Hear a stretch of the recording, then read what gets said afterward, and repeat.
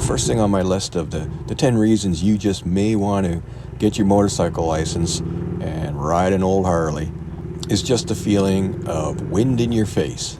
I mean, the expression on this kid's face just explains everything. It just feels great. You know, some folks go way too far. Just, maybe the faster you go, the better it feels. I doubt it. And finally, this look explains everything. I mean, just look at him. Life is great. All is well in the land. Got the wind in my face.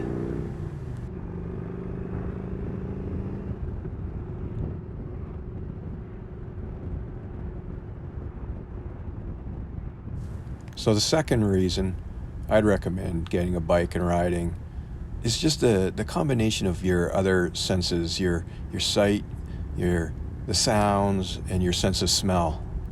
I mean, there's really no better way to view the scenery like this on a warm autumn day than, you know, the 360-degree unobstructed view you have on that bike.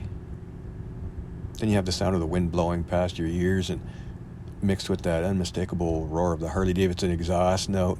Only Harley riders will understand that.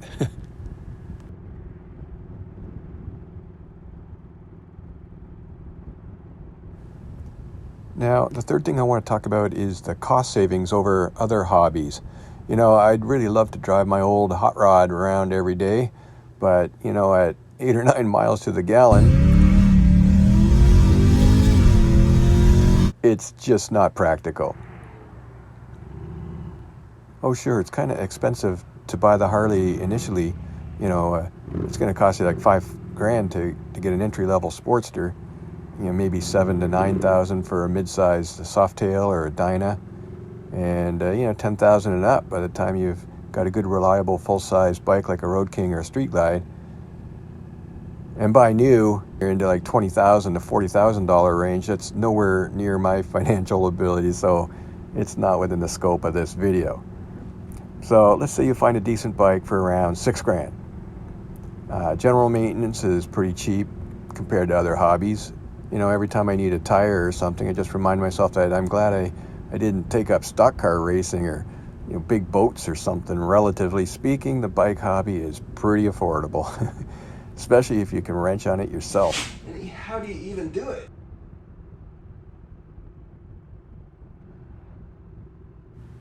The fourth thing on my list is just the camaraderie you have with other bikers on the road.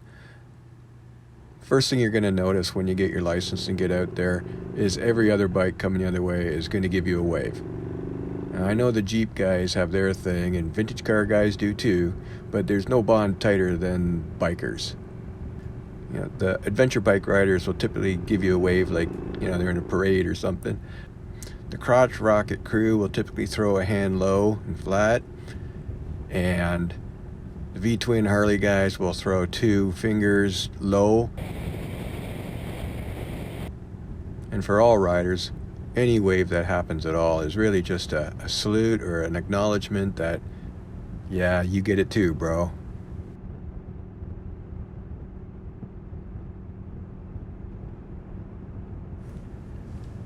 So the fifth thing I'm going to mention is the connection you have with a mechanical device.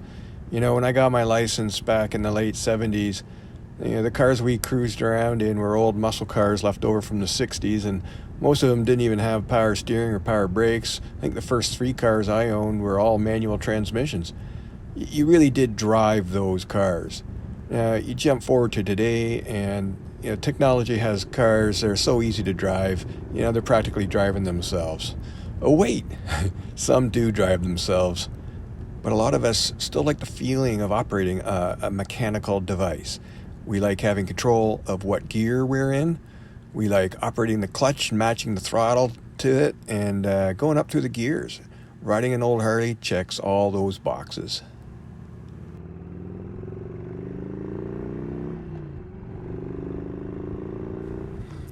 Number 6, leaning in turns. Now, I know we all rode bicycles as kids, and you know, any two-wheeler, you have to lean it over to get it to turn. But there's something about leaning over a 800-pound Harley Davidson in the turn that just really feels freaky the first few times you do it. But once you're used to it, it is really neat to roll into a turn, drop your speed down, lay the bike over, and then roll into the throttle, and the acceleration just pulls it right back up straight again as you accelerate on down the road. I get a guilty thrill out of scraping my foot pegs on the asphalt a little bit when I'm turning. I try not to do it all the time, but sometimes, you know you're laying it over. You know you're kind of on that limit when, you're scraping parts of the bike on the road. But that is one of the biggest attractions to motorcycling is just the leaning, especially if it's a long sweeping turn and you're just laying it over for a long time. It's super neat. You just gotta adjust. All of a sudden your body can be in the other lane if you're riding that line too close. So you gotta adjust the position of your bike and make sure your noggin's on the right side of the line.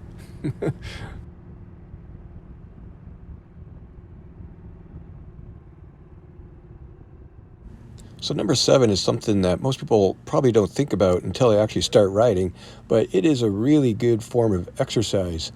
It's really easy to get all kind of lazy and laying around watching YouTube all day, right? Hey, trust me. But a great excuse to go out and buy a good used Harley Davidson is to get back in shape. Sure, you could just go for walks and do sit-ups and stuff, but the bike is way more fun. You just got to practice keeping a straight face when discussing your proposed exercise plan with the little lady before you just roll up in the driveway one day with it. It'll go better for you if she knows it's coming. But seriously, you're going to get a workout when taking a long ride. You'll find you're using muscles you didn't even know you had. May not take any inches off your waist, but your legs and arms are going to get a lot stronger.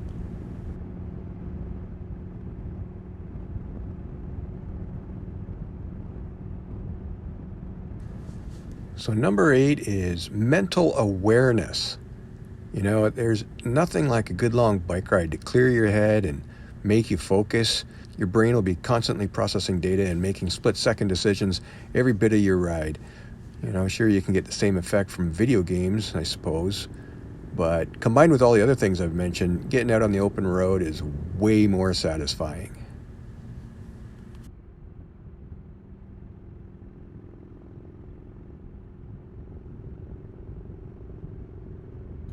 All right, number 9 doesn't actually have anything to do with riding the bike. It's just looking at it. I think most people can appreciate the design of a Harley Davidson. They just look cool. They just have a really good classic design to them. The proportions front and back with that big old V-twin in the middle just looks great. They're chromed out in just the right places. And then when you customize it to suit your own sort of style. My first bike wasn't practical for the road. It was more of a hobby, a project to play with out in the garage. I found a 1968 long fork chopper. It was iron head Sportster, and still have that one. But my first practical bike for the road was a 1986 Sportster, and it was fully customized. It had a ton of work done to it when I bought it. And a little too small, so I got into a 1988 Softail Custom.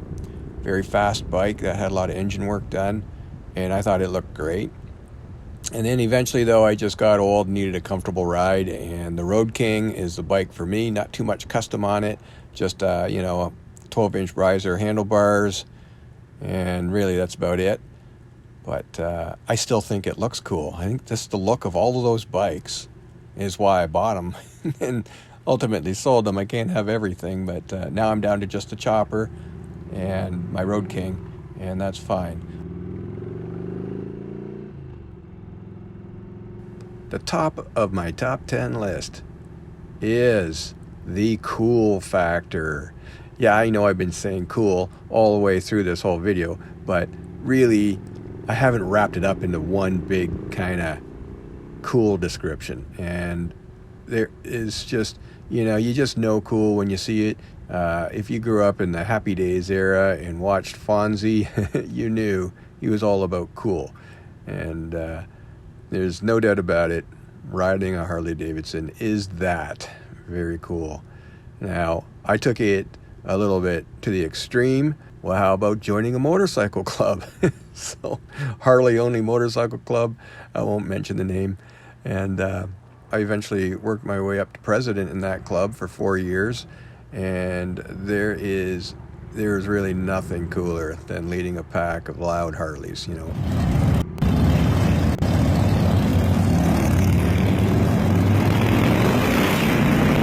And looking back in your mirror and seeing this endless line of bikes, you know, they all share the same passion for the hobby. If you take your riding that seriously, you just might, and I would recommend it. It's a great experience. But, you know, life changes for me eventually led me to leaving the club in good. And, you know, but I have hundreds of very cool memories. And hey, that's where I met my wife.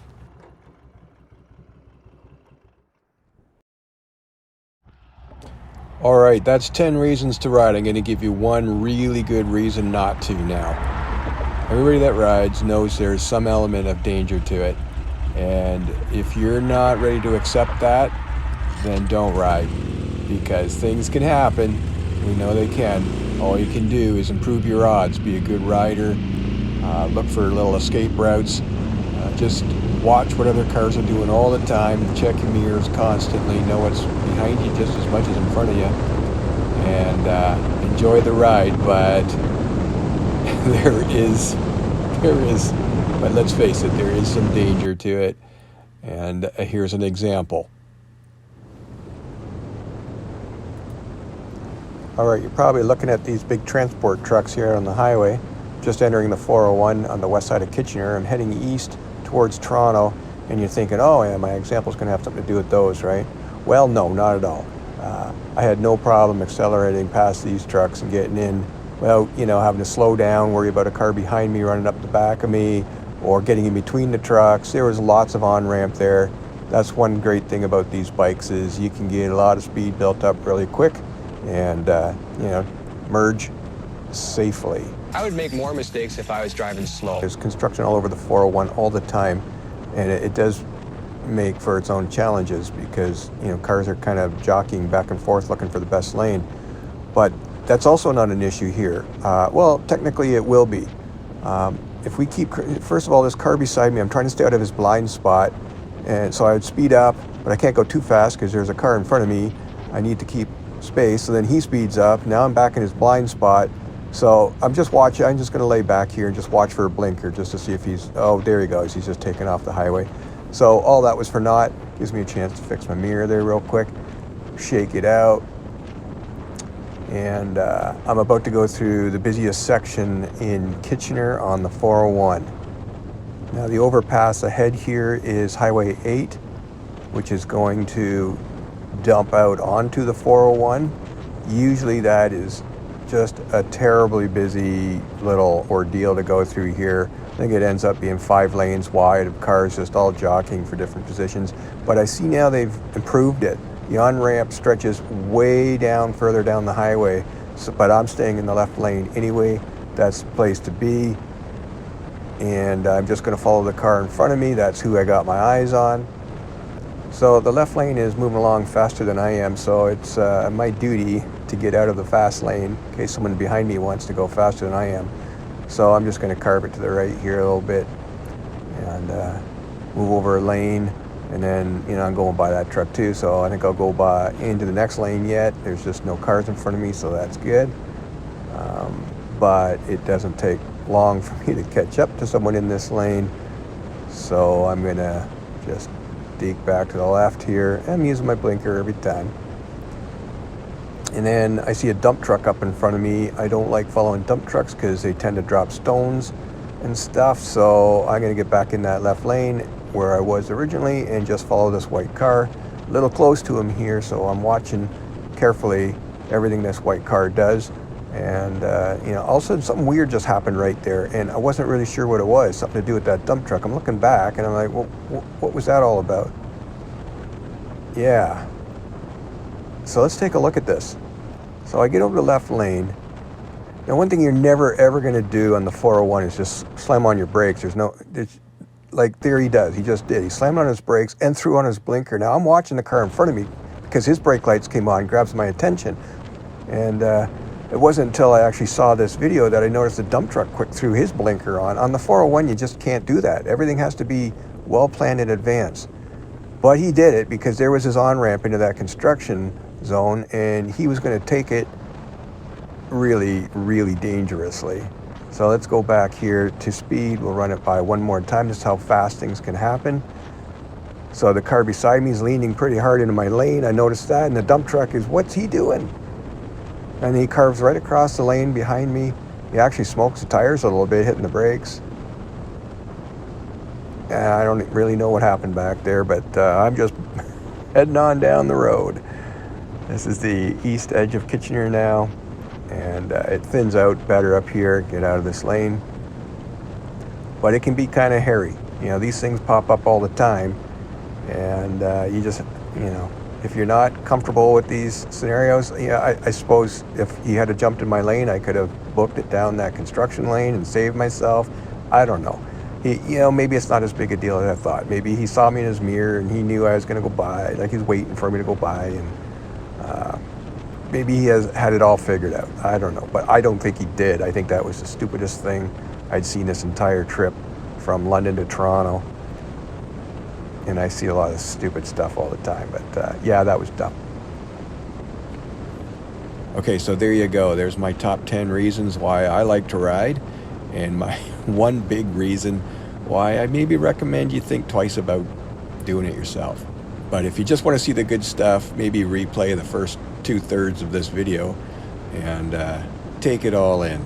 And then if you want a sense of reality, just watch the last third again. And keep in mind, that's pretty decent weather. All right, so hey, from Ontario, cheers, eh?